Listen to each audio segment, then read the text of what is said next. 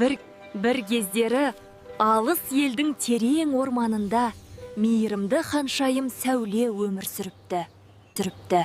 Бейшара құс. Қорықпа, мен саған көмектесемін. Сәуле құсты емдеп, оған сиқырлы құса деп ат қойды. Сәуле, сенің жүрегің мейірімге толы. Мен саған көмектесе аламын.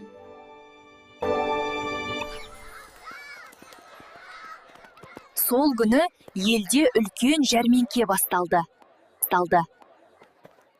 Өз мейірімділігіңді көрсет, сонда бәрі өзгереді.